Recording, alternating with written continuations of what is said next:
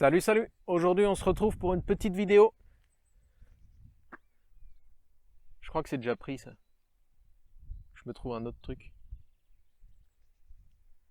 Salut les pingouins, j'espère que vous allez bien.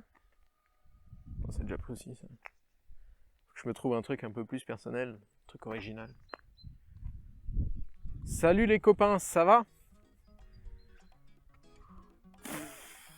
Putain, c'est nul. Salut à tous, j'espère que vous allez bien. Ça fait presque 7 mois depuis la dernière vidéo. Je ne vois absolument rien.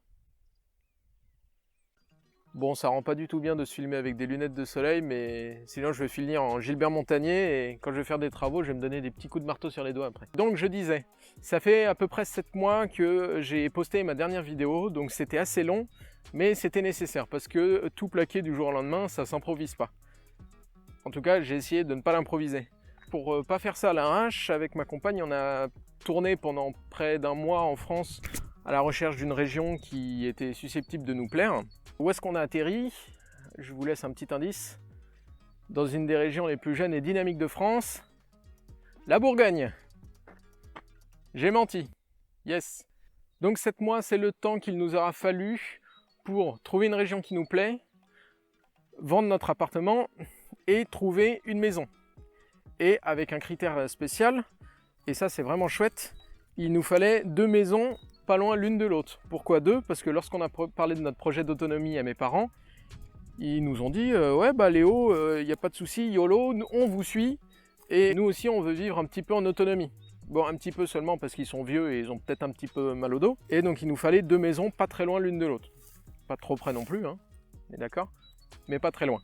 Donc changer de région, trouver un bien, l'acheter, parce que ça prend du temps, parce qu'il y a une petite parcelle agricole, donc du coup la SAFER avait son mot à dire. Ok, j'en profite pour faire une petite pause sur la SAFER. Tout d'abord, l'idée de poster des vidéos sur YouTube, c'est surtout pour partager ce que j'apprends au jour le jour dans ma transition. Et étant donné que je vais apprendre beaucoup de choses, bah je vais expliquer aussi beaucoup de choses, aussi évidentes soient-elles. Et puis comme on m'a toujours dit à l'école, Léo, arrête de copier. Non, c'est pas ça. Oui, vas-y, pose ta question, il n'y a pas de question conne de toute façon. Donc la SAFER, qu'est-ce que c'est?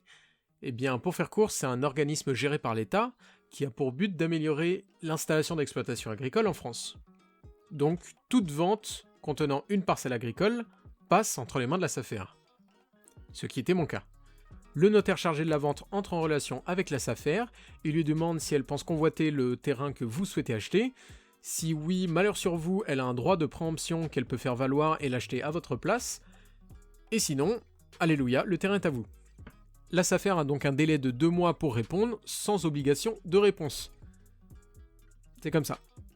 Vous comprendrez donc bien que toutes ces procédures rajoutent du temps incompressible à la vente.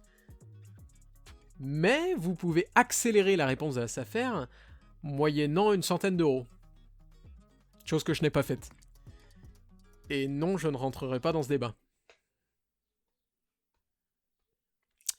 On y retourne.